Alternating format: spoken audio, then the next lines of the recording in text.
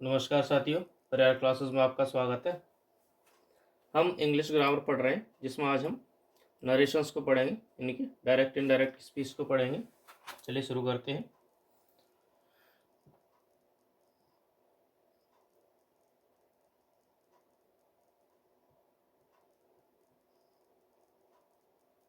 या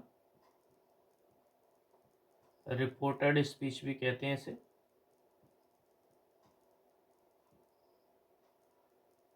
और direct indirect speech भी बोलते हैं।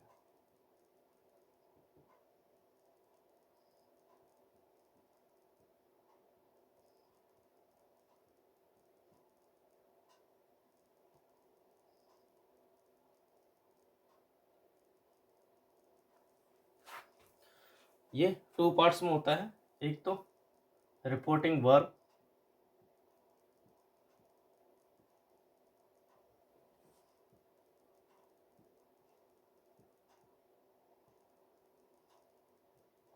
और दूसरा होता है रिपोर्टेड स्पीच।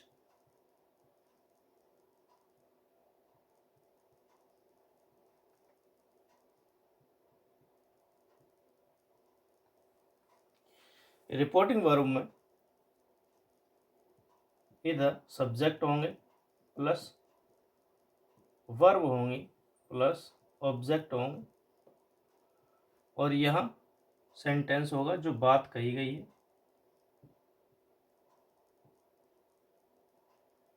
सेंटेंसेस होंगे, यानी कि स्पीच होगी।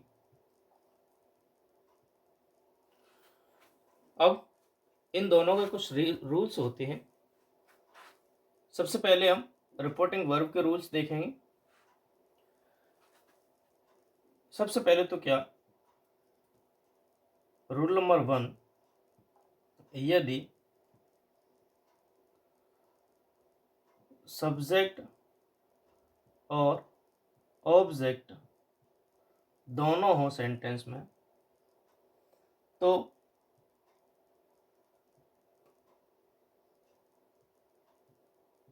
से टेल हो जाता है, सेज टेल्स हो जाता है। ठीक है, और सेड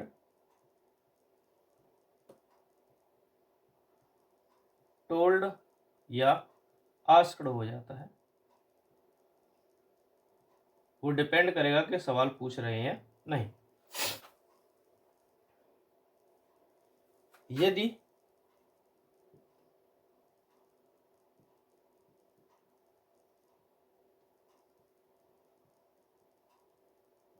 ऑब्जेक्ट न हो तो सभी जो ऑब्जेक्ट हैं वो समान या वही रहते हैं, यानी कि से की सेज रहेगी, सेज की सेज रहेगी, और सेड की सेड रहेगी, समान ही रहेंगे। चलिए आगे कुछ नियमों को देखते हैं हम। अब यहां पर देखते हैं हम कि टेंस का बदलाव कब होगा। तीसरा नियम, यदि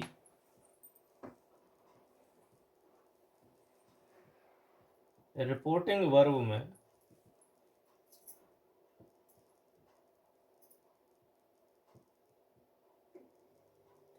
सैड हो, क्या हो, सैड हो, तो ही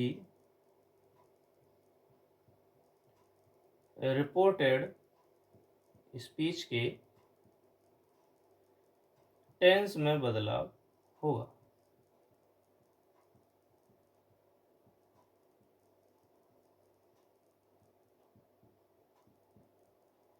यानी कि टेंस कब तक नहीं बदलेंगे, यहाँ पे टेंस नहीं बदलेगा, इसमें भी टेंस नहीं बदलेगा, केवल इसमें टेंस बदलेगा। टेंस बदलने के नियम हम अगली स्लाइड में देखते हैं। चलिए शुरू करते हैं। अब देखते हैं हम कि टेंस में किस प्रकार से बदलाव होंगे। तो यहां लिखते हैं हम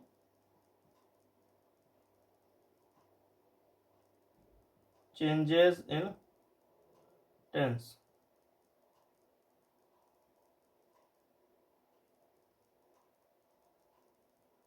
नंबर 1, यदि वर्ब की फर्स्ट फॉर्म दी हो, केवल वर्ब फर्स्ट दी हो, तो वह वर्ब की सेकंड फॉर्म हो जाती है।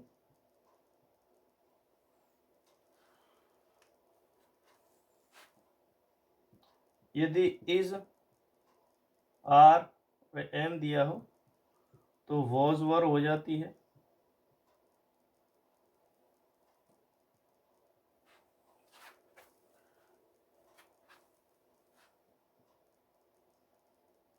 हैज या हैव दिया हो तो हैड हो जाती है।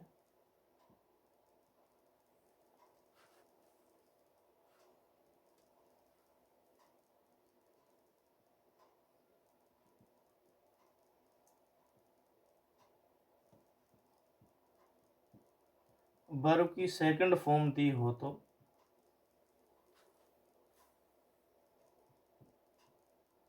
हैड प्लस वर्ब की थर्ड फॉर्म हो जाती है।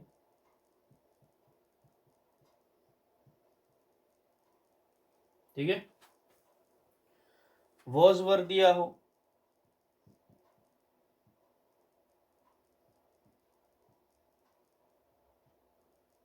तो हैड बीन हो जाता है।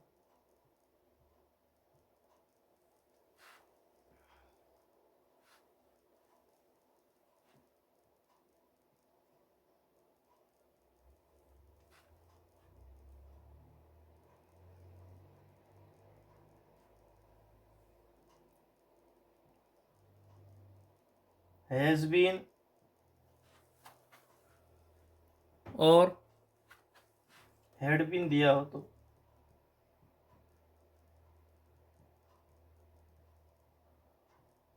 हैज बीन और हैव बीन दिया हो तो हैड बीन हो जाता है।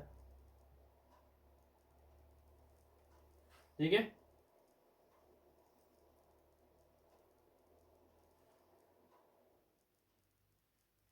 इधर और लिखते हैं, कैन का कुड हो जाता है।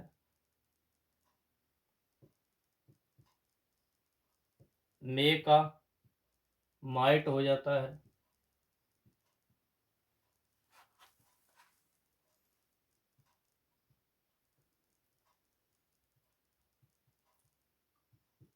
विल का वुड हो जाता है। और शेल का शुड हो जाता है।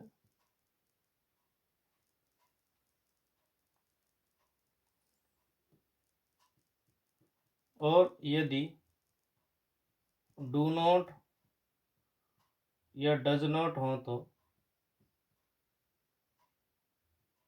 उनका डिड नॉट हो जाता है। ये है कुछ नियम जो कि टेंस में बदलाव करेंगे और उन्हें सही क्रम में लिखेंगे। तो आप इन्हें याद कर लीजिएगा। चलिए आगे हम सारे के सारे एग्जाम्पल्स देखते हैं। चलिए एग्जाम्पल्स को, पहला एग्जाम्पल है,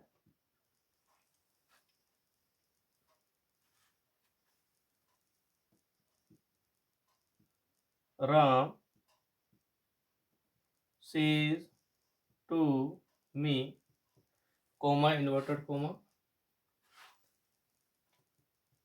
आई एम गोइंग टू स्कूल। ठीक है। अब जो कॉमा इन्वर्टेड कॉमा होगा इसकी जगह पे सामान्य सेंटेंसेस में दैट लगेगा। देखिए, तो राम की राम रहेगी। अब सेड नहीं है, सेज है, तो सेज की क्या हो जाएगी, टेल्स। टेल्स क्यों होंगी? क्योंकि इसमें ऑब्जेक्ट है, मी है। यदि ये नहीं होता तो सीज की सीज रहती। तो टेल्स मी, इसकी जगह पे दैट। अब आई किसके लिए आया है? आई आया है राम के लिए। बात कौन कह रहा है? राम कह रहा है कि मैं स्कूल जा रहा हूं। तो मैं किसके लिए आया है? राम के लिए। तो राम का ये तो नाउन हो गया। इसका प्रोनाउन क्या होगा? हमेशा प्रोनाउन लिखते हैं, प्रोनाउन होगा ही।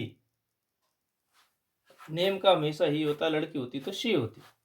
ठीक है, तो ही, टेंस बदलाव नहीं होगा। ही के साथ आई तो आएगा नहीं, इज आएगा। He is going to school. इसी का अगला और देखते हैं, एक बार में समझ नहीं आया हो तो शायद।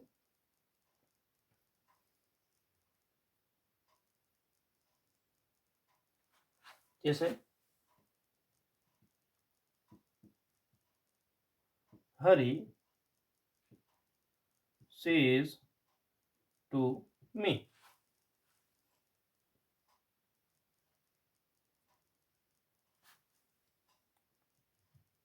आई प्ले क्रिकेट।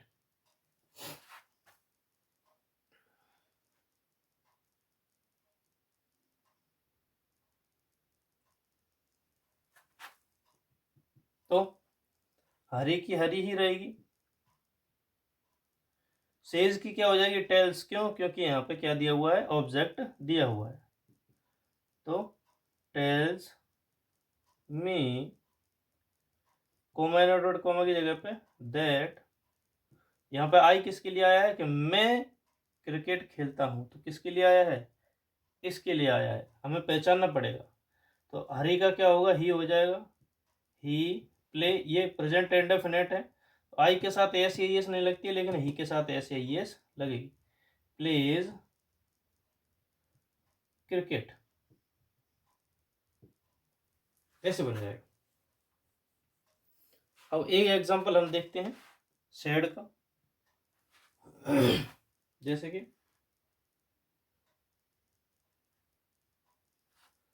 इसी का देख लेते हैं, ऊपर वाले का ही। Ram said me, Ram said to मी।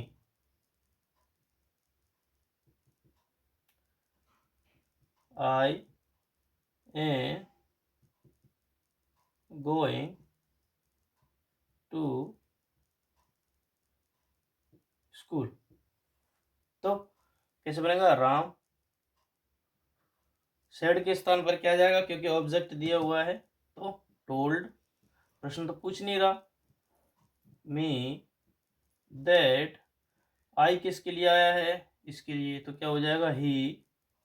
अब इज हमारा, क्योंकि सेड आया है, देखो तो टेंस हमें बदलना पड़ेगा। तो आई का ही हो गया। इज हमार आए तो हम क्या करते हैं? वॉज वर्क करते हैं। तो आई कितने हैं? एक है, तो वॉज गोइंग टू स्कूल, ऐसे हो जाएगा। चलिए और उदाहरण हम अगली स्लाइड में देखते हैं। एक तो उदाहरण और देखते हैं हम, 3 ले लेते हैं। ये चौथा उदाहरण है हमारा। Rohan said to Seema.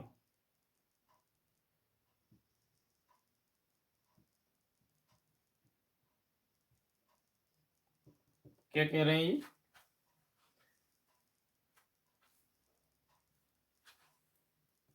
I play cricket. तो रोहन के रोहन ही रहेगी। सेड की क्या हो जाएगी? Told Seema that. आई किसके लिए आया? रोहन के लिए आया, तो ही। देखो फर्स्ट फॉर्म आ गई, तो फर्स्ट फॉर्म होगी तो हम क्या लिखेंगे?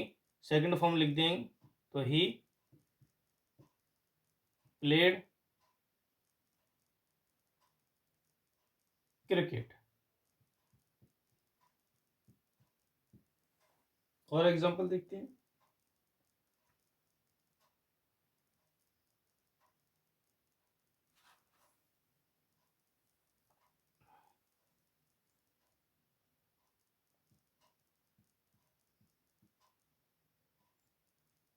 Neha said to Monica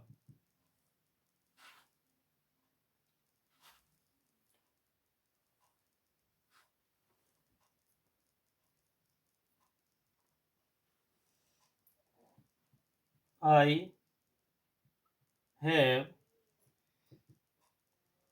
finished the work। यही होगा।